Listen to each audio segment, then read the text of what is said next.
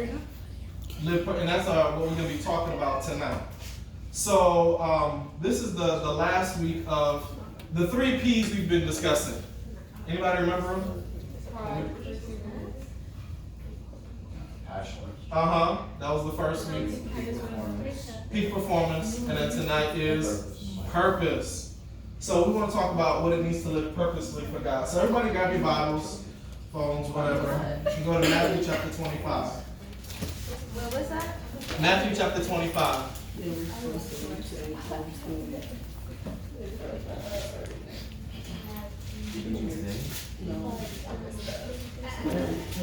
dis Matthieu 25. Matthew 25. And we're going to start at verse 14.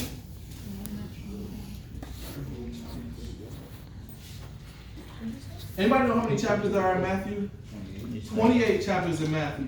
So whenever you're reading in the Gospels, and the closer you get to the end, pay attention. You're starting to see what's called Jesus' bucket list statements. You know what a bucket list is, things important you want to do or talk about before you die. So we're just 3 chapters away from when the book ends, or a couple chapters away from when he's going to die. So like Matthew 25, really like 23, 24 and on, you really want to start paying attention. Because now you're starting to see what's really on Jesus' heart. And this is one of those parables that Jesus tells that's talking about the end time. And if somebody could just start reading from verse 14, please. For the kingdom of heaven is like a man traveling to a far country, who called his own servants and delivered his goods to them. Oh, sorry, keep going. We're going to read till 30. To 30? Yeah. And to one he gave 5 talents, to another 2, and to another 1, to each according to his own ability. And immediately he went on a journey. All right, stop right there. So these talents that Jesus is talking about, these are actually, don't think of it in terms of, people just put it in terms of money. This is actually gifts. Talents or spiritual gifts. And everybody here, anybody that's ever been born, everybody here has a gift. Everybody has a spiritual gift that God has given you.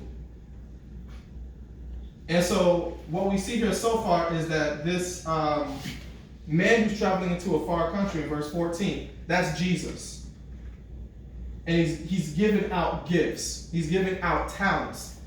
And just to kind of push a little bit forward, Jesus expects a return on his investment. Keep on reading. No, somebody else. Keep on reading from verse, where are we, 16? Then he that had received the 5 talents went and traded with the same, and made them other 5 talents. And likewise he had received 2, he also gained other 2. But he that received 1 went and digged in the earth, and hid his Lord's money. After a long time the Lord of those servants cometh and reckoneth with them. And so that he had received 5 talents came and brought other 5 talents, saying, Lord, thou deliverest unto me 5 talents. Behold, I have gained beside them 5 talents more. His Lord said unto him, Well done, thou good and faithful servant. Thou hast been faithful over few things. I will make thee ruler over many things. Enter thou into the joy of thy Lord. He also had received 2 talents, came and said, Lord, thou deliverest me 2 talents. Behold, I have gained 2 other talents beside them. His Lord said unto him, Well done, good and faithful servant. Thou hast been faithful over a few things. I will make thee ruler over many things. Enter thou into the joy of thy Lord.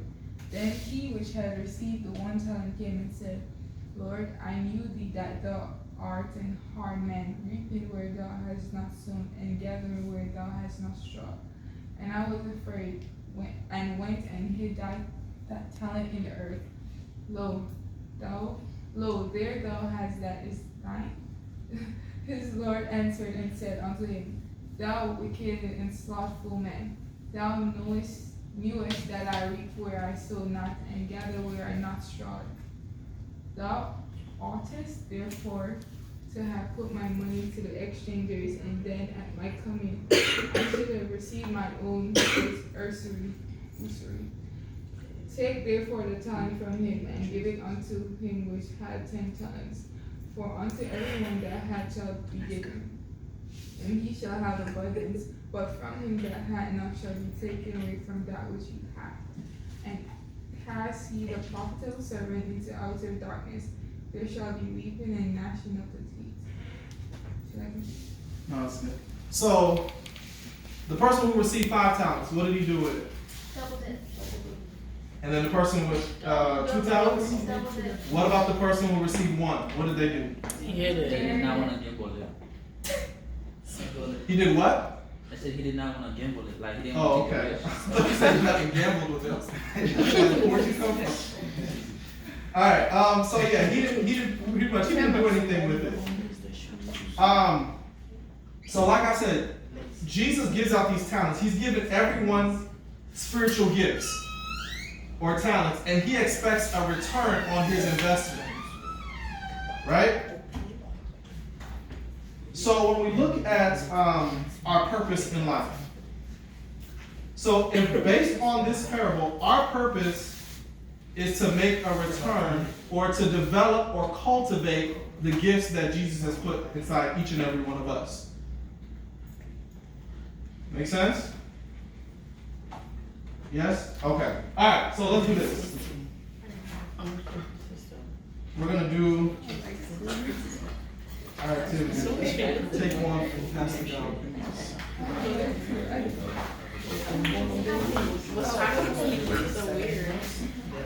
I texted you, please give respond. Are what give us meaning in life. And what gives us a personal sense of purpose is also our gift to others in our society. In other words, listen to this, y'all. You are a personal gift to the world.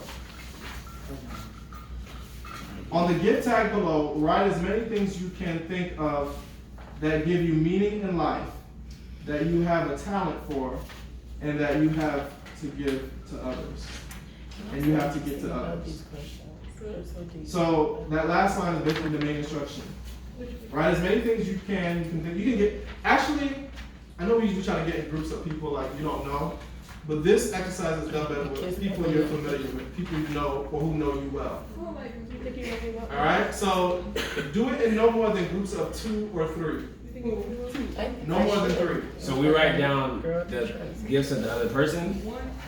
No, you're your own. Are they You're telling writing your you own. what to write down? You write your own. You're writing your own.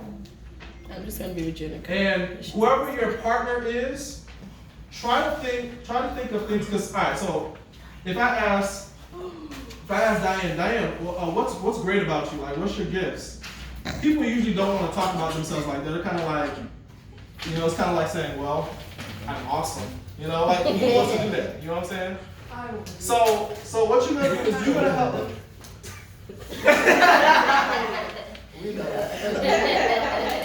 Because I'm just great. Like, That was a Pharisee and tax collector story.